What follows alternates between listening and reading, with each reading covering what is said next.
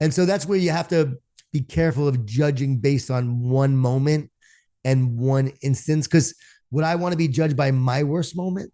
No, but consistency of character. And I always say consistency creates culture and consistency builds trust. And I think consistency is definitely underestimated.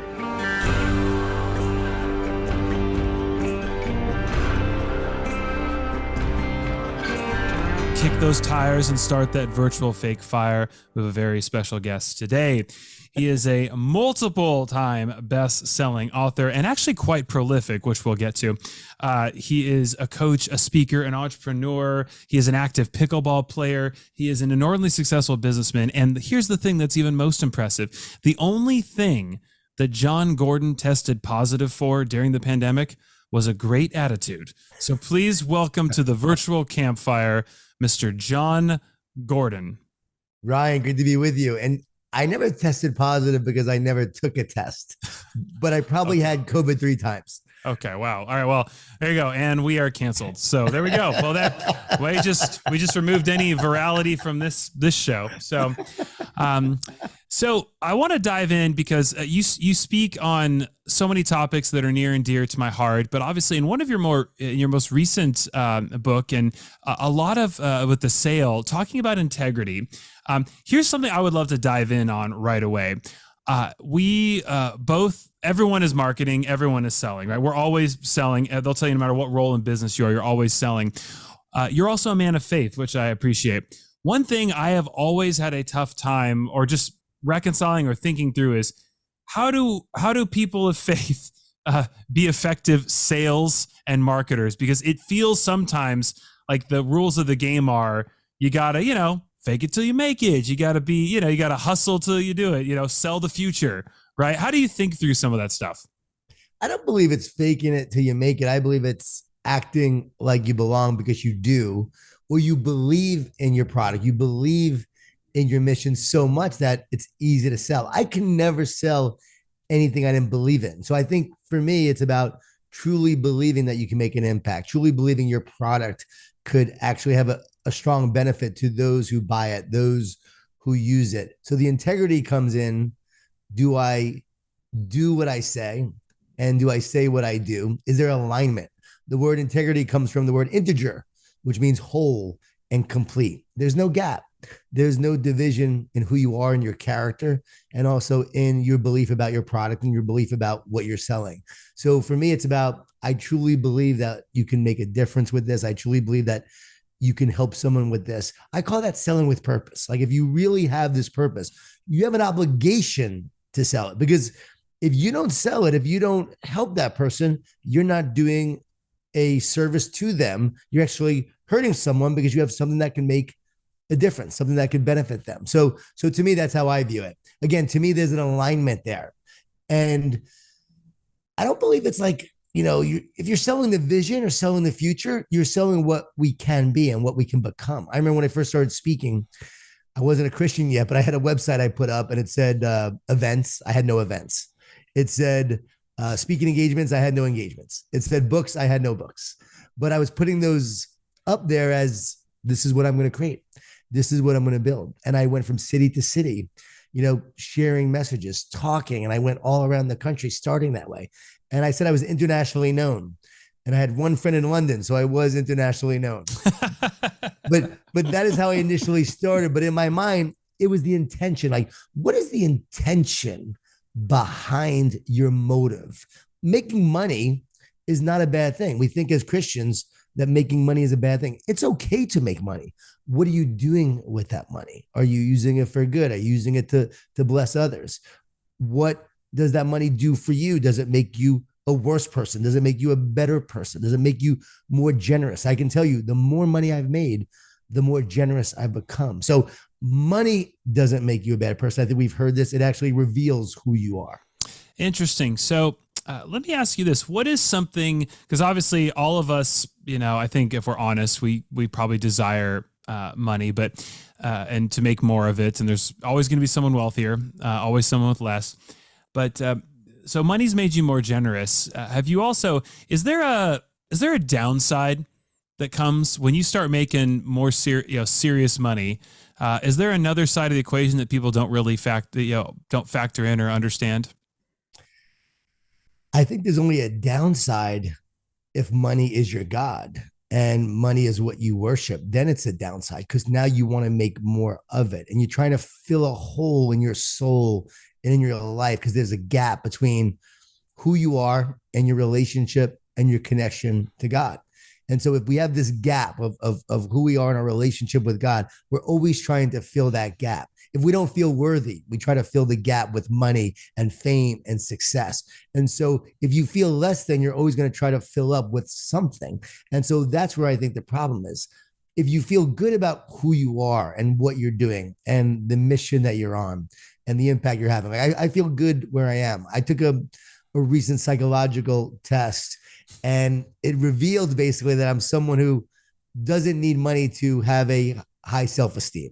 I don't need success to have a high self-esteem. It's not a part of who I am. It did say that I have a motive or a move towards making money, but I also had a trait where it didn't drive me to the point where it would be unhealthy.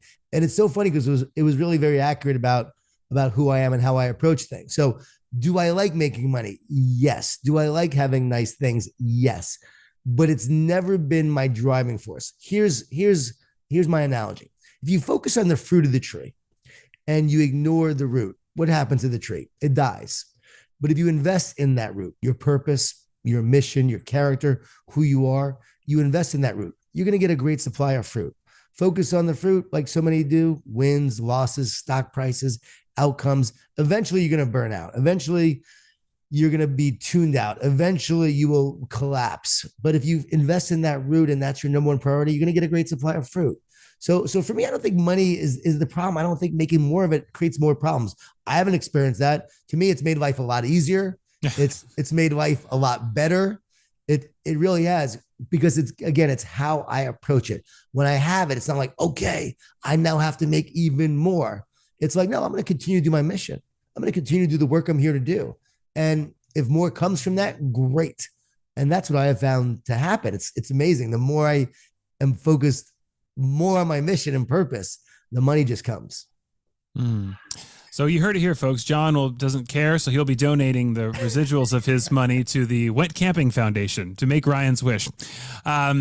So speaking of more money, I want to dive a little bit into some of these principles that you laid out in your book, and you share a wonderful anecdote, and this actually pertains to making people happy and having a product that you can feel good about because you're doing the right thing.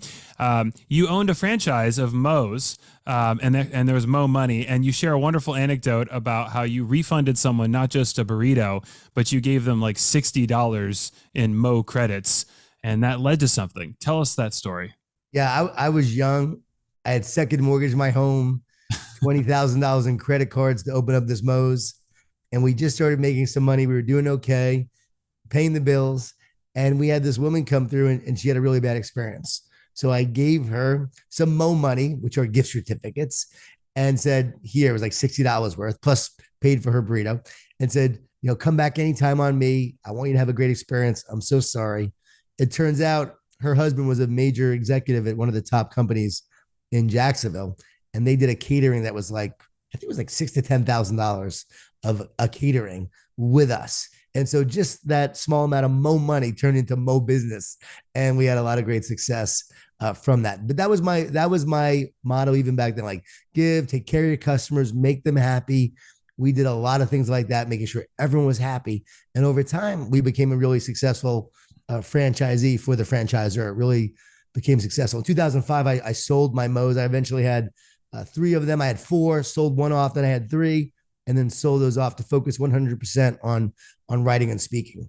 And Ryan, I want to make it clear, I am not Mother Teresa. I am not a saint, but I do believe in tithing. And so I do tithe, a lot to my church. I tithe a lot to various charities. I give all the proceeds away for several of my books, and I do that. So I do make money, but I also give a lot away along the way. And doing so always keeps me, on the right track. Is it painful when I have to write those checks to charity? Yes. But just like this great sermon I heard from our friend Erwin McManus the other day, when you write those checks, if you are doing it thinking it's your money, you're feeling like you're giving to the church or giving to others.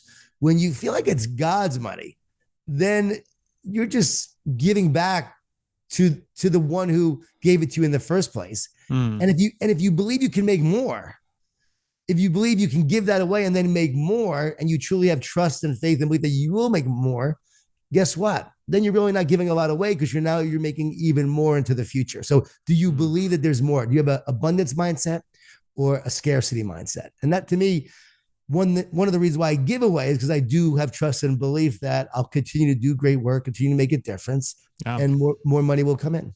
Now, we know some of those donations go to the medical bills for the beatdown that David Nurse sustains on the pickleball court from you. So that's good. You're generous doling out those whoopings.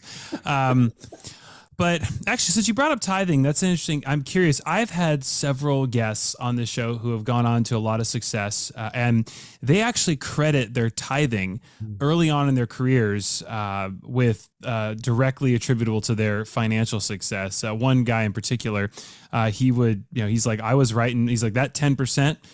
He's like, I just said that's my rent for being on the planet, and nothing. He's like, I will go without eating if it means. He's like, if it means I got to honor God with the first fruits there. So, have you always been a tither? Is that part of your journey? Have you seen that tithing have that effect on you? I became a person of faith at 35, 36 years old. So I wasn't tithing before that. After becoming a person of faith and learning about it, I then started to give, and it's incredible because I can really track my success, my abundance, my wealth to tithing. The more I gave, it was incredible. It was like, you can't outgive God. So I would give, and then I would make more the next year. I would give and make more. I would literally give, and the next day I would get a request for a speaking engagement, and it would be the same amount that I just wrote the check for. It happened so often. It was wild. So I truly do attribute it with the heart of generosity. It's like when you give, you become a vessel. You become a vessel for more to move through you and more to come back through you. So it's incredible that when you are giving from that generosity and that place of generosity, you become the conduit for miracles, for great works in the world. And I have found, and what research shows, Erwin shared this the other day, in terms of generosity, that if you are a follower of Jesus and you are a practicing Christian, you will have given 90% will have given to some form of charity or nonprofit. If you're not a believer and you don't practice anything, maybe you're an atheist, 48% of people will have given to some sort of charity or nonprofit. So you're almost twice as likely to give from the place of your faith and belief. So there's this mindset that, Christians aren't givers, or Christians are just, bad people and they focus on this. No, they're actually known to be very generous givers. And it's not because we're told to, or we feel like we have to. I think it comes from a place of truly giving from that place of being a cheerful giver and generosity. Well, we also know too that fog machine ain't going to pay for itself, right? On the worship. So yeah, for those who've been, you get it. It's weird. Yeah, some have fog machine. I actually had someone ask me the other day. They're like, "Do you go to a Protestant church?" And I was like, "Why are you asking?" They're like, "I'm curious. Is the fog machine part of your liturgy?" And I was like, "Is that a serious question?" They actually thought that was like a standard, at Catholic churches, there's going to be an altar, and at Protestant churches, there's a fog machine. So funny. And I was like, wow, that's impressive. So, blessed are the fog makers, as we know. I've never even thought about like the fog machine before, anything like that. I didn't grow up in church. And so, being at 35, 36, you start going to church at that age. I haven't been, I think, corrupted in any way by, your conversion predates the fog machine. So obviously in your new book, integrity is pressing on your heart, and you felt it was an issue worth really putting something out in the world on. What led to that? What kind of sparked? I know with your co-author, it was actually kind of his idea for this book, but you're passionate about integrity. What has that been a lifelong journey, or is that something that recently you feel you've seen a bigger need for in the world? Well, when Alex came to me with the idea for the sale and talking about integrity, I knew right away, okay, this is a book that needs to be out there because we see leaders who are not leading with integrity. And one of the ways to be a great leader, it begins with telling the truth. And if people can't trust you, they're not going to follow you. So if you're a leader with integrity, there's wholeness, there's completeness. The word integrity comes from the word integer, whole, complete. There's that oneness, there's that unity, there's that strength, there's power. So leaders with integrity actually have power. It's why they're able to make a great impact. It's why they have a sense of not superiority, but a sense of strength because of their position, of their boldness, of who they are and what they do. And it's why the world, when they see a leader of integrity, they know it. Like there's something about that person that they want to follow. There's something about that person they can't explain, but they have a sense about them that, okay, that is a leader. And that is that leader with integrity. And then you have the leader that doesn't have integrity. There's a gap between what they say, who they are, what they do. And that leader is really a weak leader in many ways. There are times that leader with a lack of integrity may seem powerful because of the flash, because of the hype, the way they're able to manipulate and distort and convince you there's something they're not. But eventually, truth shines through. And when you have integrity, that truth shines through. And that truth leads to lasting success. Like showing up every day, doing the work, making a difference, being honorable, taking care of your customers. Over time, that integrity plays out. I was just with In-N-Out Burger speaking to all of their managers last month. And then this month, I spoke to all the assistant managers. And that is a company with integrity. Like everything they do is based on integrity. And you just feel it. You sense it.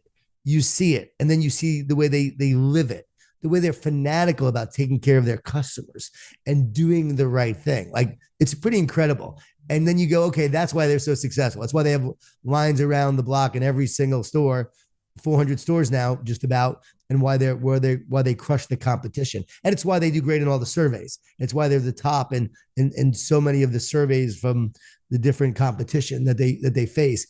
It's why they stand above the rest. They and Chick-fil-A, they're even higher than Chick-fil-A in a lot of categories because of their amazing integrity. Wow. And calorically too.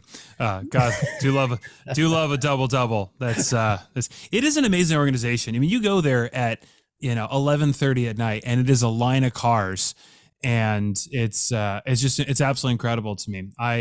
That's a tough call speaking to, if I were you, I would eat at Chick-fil-A first, get your salad and then go speak at In-N-Out. Because I don't know about giving a talk after a double or several. As we talked in football, that was my secret to getting big is 3 doubles and a chocolate shake 4 nights a week. So moved on from that.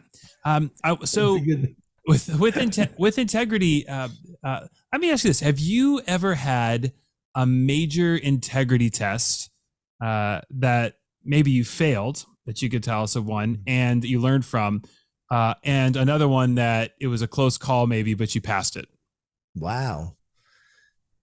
So definitely early in my marriage, I definitely faced an integrity test where I had women that, I was flirting with, that I had an opportunity to be with, that caused me to look outside my marriage early on.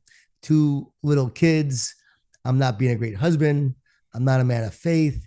Definitely have character flaws, definitely issues within my own feeling of unworthiness, issues that needed to be addressed, that needed to be healed. And I'm this guy who is not making good decisions. And so I definitely steps outside my marriage. Now, thankfully, in those moments, I did not go full board. And I don't even know how to describe that without saying words and so forth. But let's just say the deal was not completed in any of them. And there wasn't any even beyond, flirtation and I would say some kissing, if I'm going to be very honest. And I'm about 28 years old, 29. And how long have you been married at this point? 30 at the time, only a few years, 4 or 5, maybe 3 or 4 years. Okay. And you guys are, and I know you're open about this in your book. Yeah, so this is not an exclusive reveal, folks. but I haven't revealed it many times in person or on a podcast, that's for sure. This might be the second or third time. And so I definitely failed the character test in a big way. And there was one moment where I'm now alone and I'm in this woman's house and I left and I said, I can't do this. And I walked out and I left. And I told myself I will never be in a position like that ever again. And I made that decision and I wasn't ever again. But that was definitely I'm not proud of myself. I'm not thinking I did anything right. I was still doing the wrong thing in the first place. But after that, I made this commitment. I would then become a person of faith. And then when I'm 40 years old, I had to tell my wife. I had to tell her the truth about what had happened.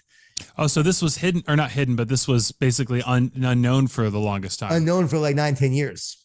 Wow. So what, if you don't mind me asking, what led to a sense of like, it's time to come clean about this stuff? I always pray and I always listen and I'm always tuned in that way. And I was literally, just as my books will come to me, and every book I've written takes about 3.5 weeks to write, I was getting literally downloads. You need to tell your wife. You need to tell your wife. You need to tell your wife. But it wasn't because I felt guilty. I was being told that because there was something that was in between our relationship that was keeping us from being truly intimate and truly connected. We didn't have as good a relationship as it could have been. And I was literally being told that there was something in the way, and that way was sin. And that way was what I did. And that way was that secret. And I kept being told I needed to tell her. So I talked to a friend of mine, a pastor in Michigan, and I told him what I was getting. And he said, did you have sex with these women? I said, no. He said, well, then you don't have to tell her. I said, no, I have to tell her. Like I'm being told I have to tell her. And so I told her on a walk one day, and it was not good. It was not good. Turned into a run? It turned into a boxing match with me, like just putting up my hands. Like not seriously, but 19 years earlier. I mean, this is like, well, not even 19, like I'm 40. So it happened. I was like 10 to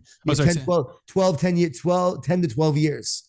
Wow. But she felt so betrayed and she felt so hurt. And for her, it felt like it was yesterday. It didn't matter. It was that long ago. For me, I'm like, I had become a different person. She saw it. I become a person of faith. I had changed in so many ways. I became a person of integrity, right? I really did. And so I had to really endure during that time because she was ready to leave me. She was so upset and so angry. But out of that came a lot of apologizing, a lot of repenting. She was very hurt. But it's incredible what happened. That's when healing started to take place. And I remember meeting a guy on this plane, and I'm sitting next to him. I'm going to do a speaking engagement. So fast forward, like I'm 40-some years old. Energy Bus has become a bestseller. My career's taken off. I'm speaking, and she is now looking at me like I'm the guy who did it, yesterday when it happened 10, 12 years ago. I'm like, I'm not that guy anymore. So I'm telling the story to this guy on the plane, my story. And he's like, he has no idea who I am. So it was a great conversation. And then he tells me, my wife and I pray every night before bed. And it's been like the most important thing we've ever done in our lives, just praying before bed. And so I decided that I was going to pray with my wife before bed. And I said, God, what is the prayer? God, give me a prayer. Boom. Gives me a prayer. God, we invite you into our marriage to love us, to unite us, to heal us, and to strengthen us so we can grow strong together and serve you together and raise children that glorify and honor you, God. We say that prayer. Well, actually, I said the prayer. My wife wouldn't say it because at that point, I'm now allowed back in bed, but she still won't talk to me. And so now we're going to bed each night and I'm praying and I'm saying those words, but she's not even saying a word. But she said she was listening. I would find out. She was listening. And then one day she held my hand and she said that prayer. And after that moment, we really became more of a united, connected, stronger couple. And after that, like that changed everything. We got that out of the way. We moved it out. And everything that I was being told that had to happen happened. And we truly have a phenomenal relationship. So now I'm 51, about to be 52. We're talking another 10, 12 years since telling her. And I can tell you that was the right decision to tell the truth in integrity for the good of the relationship in the long run. It wasn't because I felt guilty. It was because I knew that there was a secret that I needed to share. So I would say that's probably the number one story I have.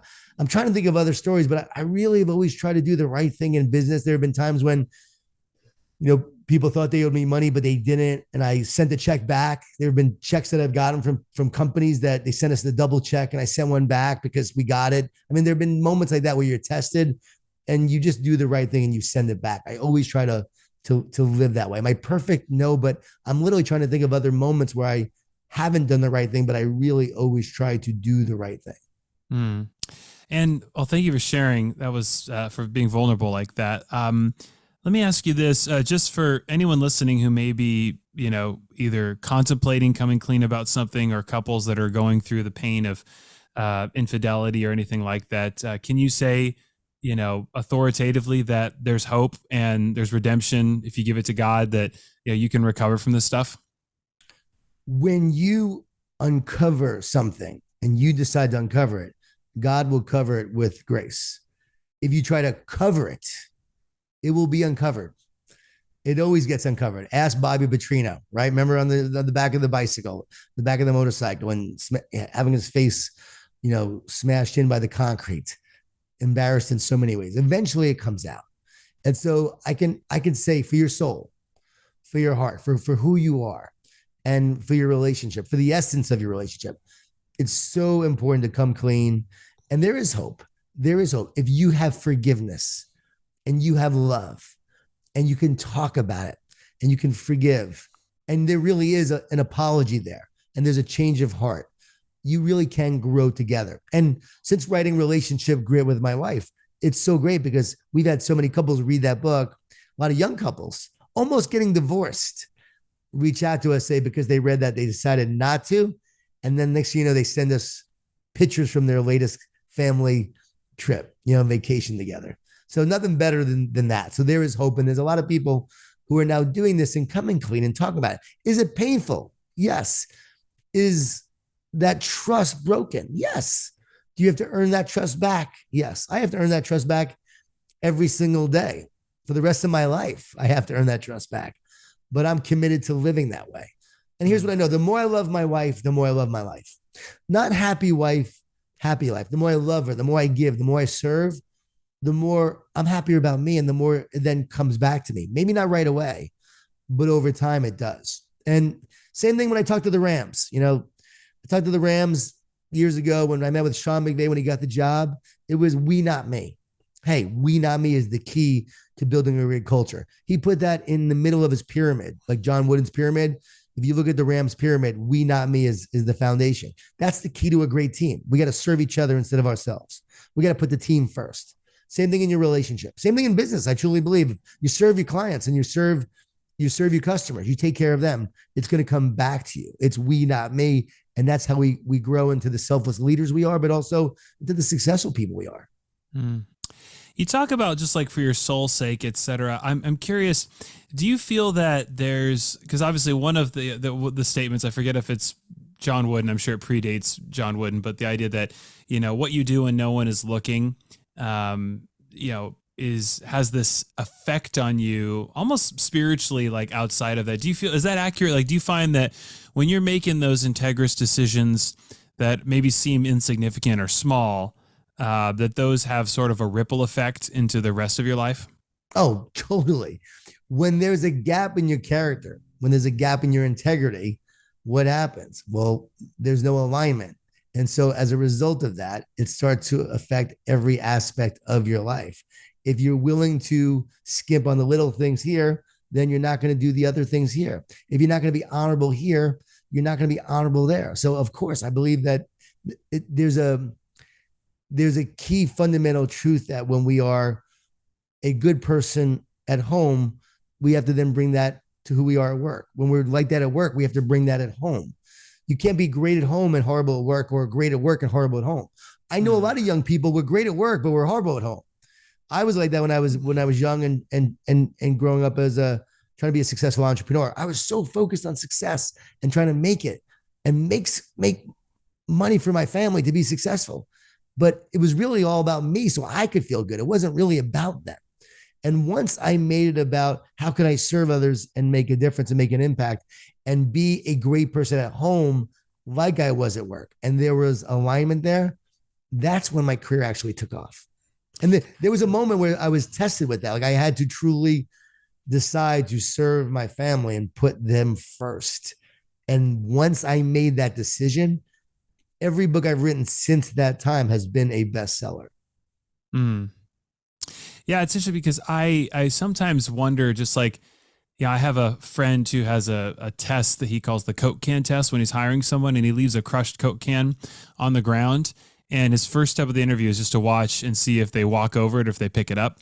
And there's a, and there's just a camera, and they don't know that it's being watched. And, he's like, I want someone who's going to pick up the Coke can. And the idea that, like, even those little things that no one sees, et cetera, no one would ever care about, do those have downstream effects? Like, I've actually wondered, like, if I, for example, if I keep my room clean, or if I, or my house clean, and like, does that translate? Will I carry myself differently out in the world just knowing that I've tended my side of the fence better, Here's why it may not, though. The person may not pick up the Coke can that day in that moment because they're not in the right frame of mind in that moment. They may be thinking about the interview. They may be thinking about a million things. They may be in what I call a low state of mind instead of a high state of mind in that moment. Whereas the next day, that person's going to be in a high state of mind. They would pick up the Coke can. It's like the guy driving home from traffic in New York. He's driving home from traffic. He's, hey, Johnny, how you doing? And he's like on the road. Next thing he hits traffic, and next thing he's cursing at people. But that same guy the next day mowing his lawn is like, really kind to his neighbors and laughing and jovial. So if you saw that person in his worst moment in traffic, is he really that person? And so that's where you have to be careful of judging based on one moment and one instance. Because would I want to be judged by my worst moment? No, but consistency of character. And I always say consistency creates culture, and consistency builds trust. And I think consistency is definitely underestimated. Like Nick Saban, Coach Nick Saban, I had a good friend coach with him. He's now a head coach of a major college football program. He said, when you were with Nick, you knew it every day at 5 p.m. He was pulling out a candy bar and eating it at 5 p.m. every single day. He was like that with his practice, with his structure, with his schedule, such consistency that his team knew what to expect. So they trusted him. So are you showing up every day? If you're moody, people can't trust you because they don't know what to expect from you. So moodiness is not good for building trust. Consistency is key. And going back to, by the way, integrity, I'm thinking of a moment, I have a choice.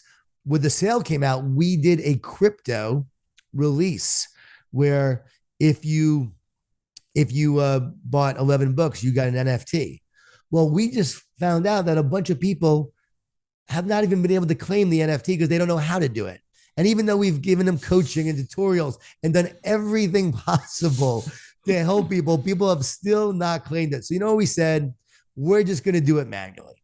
Like we could say, if you don't know how to do an NFT, that's your problem. That's the rules. Right. We're going back to integrity. What's the right thing to do? Just do it manually and give everyone something manually, even if they can't open it and they don't know how it works, which is a great, by the way, tool and assessment where people should say, okay, if Jon Gordon's followers cannot use an NFT, don't know how, it's really not time to launch a major not time to mass do the adoption NFT campaign. Yeah, it's early adoption, still not mass adoption. So we need to understand that. That's funny. Also, it sounds like that candy bar company is missing out on a huge branding deal to get the Knicks. I wonder what it is too. Do you know the candy bar? I heard it. I could be wrong, but I heard it was Payday.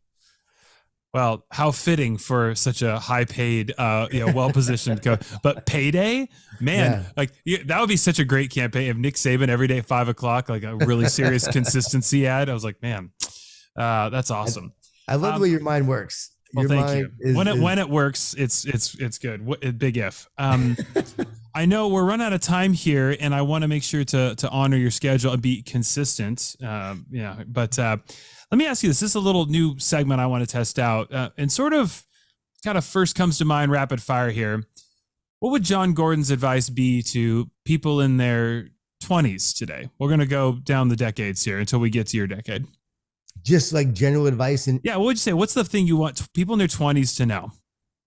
I want them to know, stop comparing yourself to others. When you compare, you despair. And so often we're looking outside with social media, with friends who might be getting good jobs, might be having some early success, and maybe you're not.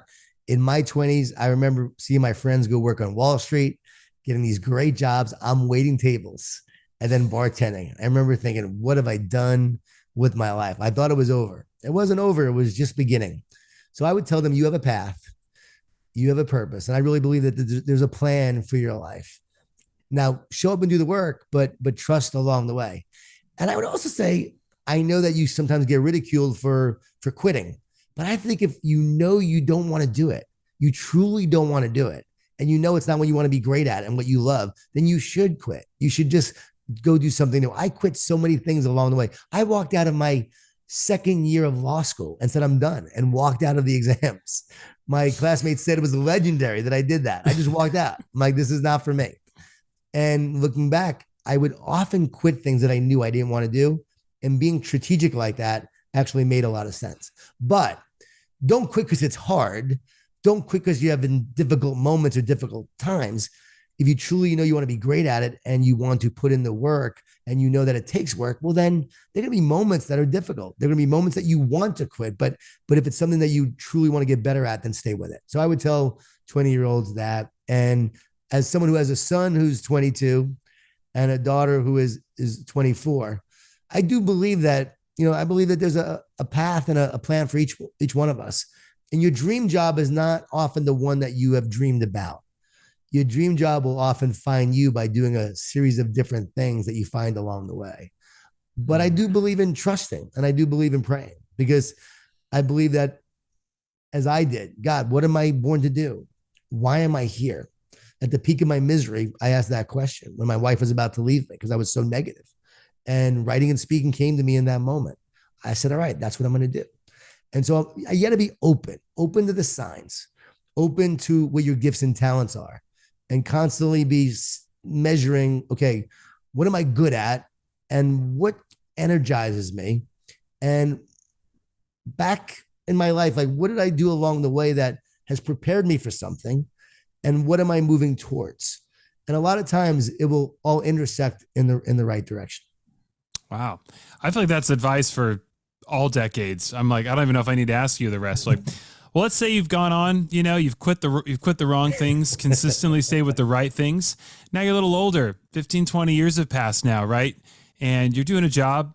You maybe like it, maybe you don't, but you're kind of starting to go, what's the meaning of all this? Maybe you've got a little success and you're kind of like, oh man, that doesn't satisfy either. What's Jon Gordon's advice for the little more seasoned now? So you're in your 30s. This is the time where you are building who you are, and you're building your brand in many ways, like your personal brand. And your personal brand is like your character and who you are. And our 30s are often tough because we're not in our 40s yet. And our 30s are where we get hit with a lot of discomfort. There's like a lot of angst. Like, what am I here to do? What am I born to do? Like, man, I don't want to waste time doing the wrong thing. I want to do the right thing. And sometimes that can be scary, but I think that's actually a gift. When you're in your 30s, that's a gift to be able to look at that situation and say, this is really pointing me in the right direction in terms of figuring out what I'm meant to do. And this doesn't feel like I want to do it, but this feels like I really want to do it, but I'm fearful. During the 30s is the moment where you have to choose faith instead of fear. And you have to go for it. You have to say, I don't want to live my life. For instance, if you don't want to work for a company, you have to say, I'm going to go be an entrepreneur and figure out a way to make it somehow, some way. That's the time to do it. You have to say, I don't want to live this way. I don't want to live that way. I want to live this way. And that is where you point in the right direction and you move your sail in that direction and you go for it as you move in that direction. So to me, that's what the 30s are about, is really figuring out who you want to be. What is it that you truly want to do? And even though it's scary, you step out in faith and you go for it. In my 30s, that's when I finally figured it out, finally made a decision and never looked back. And I know other people who in their 30s allowed fear to guide their decision. And to this day, they still regret, right? They still regret not truly going after it. Mm. Amen. Amen. Well, 40s, make sure you have money for retirement. No, I'm just yeah. Now our word from our 401k, Birch Gold Group or whoever. 40s and 50s, you're done. You're done. Just game over. That's not true. You're still playing pickleball. Oh, well, that's 40s and 50s. What I feel like is 40s is where 40s and 50s are like your best years in terms of earning potential, is what they say. You sort of have things figured out. You know what you're doing. You know what you want to be. And now you're building it. Oh, by the way, back in 30s and 40s, it's like, you have to say, like, do I truly, truly want to build this and do this? Like, what is it that I truly want? Because the great ones all have a moment where they say, this is what I want, and I'm willing to go for it. I wrote about this in training camp. And I remember having these restaurants, and I had 4, and then I had 3. And I remember thinking, do I want 10? Do I want 20? Is this what I truly want to do with my life? Because if I was like most people, I would have stayed with it and just kept on opening more and more restaurants. And I said, you know what? No, like, it would not fulfill me to have 20 restaurants. And even if I was making 3-4 million a year off the restaurants, it would not fulfill me to be opening restaurants and doing this. I knew I wanted to write and speak. So I sold those restaurants, and my wife was terrified. Like, no, we can't sell them. I said, no, I'm going to write and speak. She goes, but you aren't even good. I said, it's okay. I'm doing this. Like, this is what I'm born to do. She goes, what happens if it doesn't work? Because I was maybe doing 1 engagement a month, 2 a month. I said, there are no other options. I have to do this. This is what I know I'm meant to do. And so I was willing to sell and then move on in my 30s. And then 40s and 50s has been all about, okay, I know what I stand for. What do you truly stand for? What is your mission? What is it that you truly want to do? What kind of legacy do you want to leave in your 40s and 50s? You really start thinking about that. And that, to me, is exciting. Like, for me, life is just beginning. I feel young. I feel like I'm ready to just take on the world right now. I feel like I'm just getting started. And when I speak to young people, I feel young. I feel like I'm young like them, but yet I have the knowledge and wisdom of what I should have done, what I did well, and what I now want to do and how to do it. So for me, I feel like I can really share a lot now with the younger people, but then also older leaders. I'm working with a ton of older leaders as well, who are, I'd say, my age or older.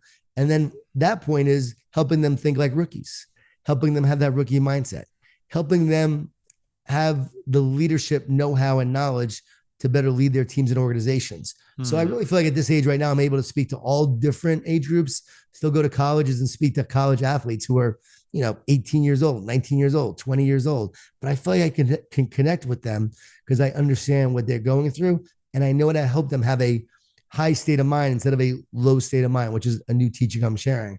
And it's a next level teaching on mindset. And once you understand that, everything changes. So for me, it's about, okay, we're just beginning. So legacy, impact, and then essence, essence. Erwin and I were talking the other day about things that are temporary and things that have, eternal impact. And why should we make a wonderful glass of wine, a great glass of wine, or pour a great glass of wine if we're going to, drink it? Why would we make it if we're going to drink it? Why do we make a great meal if we're going to eat it? Why would you put all this time and energy into this life if we're going to die one day? If you think about it, like, everything is temporary. So appearance, though, is temporary. But here's the key: essence is eternal. And so the heart and the soul that you're putting into it when you're making the wine, that's what matters most. When you're putting your heart and soul into your work, into creating a movie, a documentary, a podcast, a picture, a painting, a play, a musical, whatever it may be, the essence you put into it is the eternal essence in the here and now, and also in the forever. So it's where the intersection of the temporary and eternal meet, and that's essence. So to me, life really ultimately comes down to, and this is for any age, it's about essence, not appearance. We live in a world that loves to focus on the appearance and the outcome and what things look like. But more important, back to integrity, honesty, transparency, being a leader who is aligned. Everything we talked about is all about essence. And if you live with the right essence, and companies that live with the right essence and lead with the right essence and sell with the right essence, those are so successful because there's a spirit that you can't quantify, but that ultimately is what life is all about. And that's what matters most. Well, that's a fire hose of just awesome wisdom. I think I'm going to have to land the plane on that.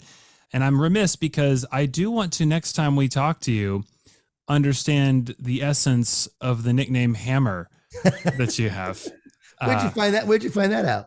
I have my little sources. There's a rumor that when no one's looking, you have a mean dance to Can't Touch This.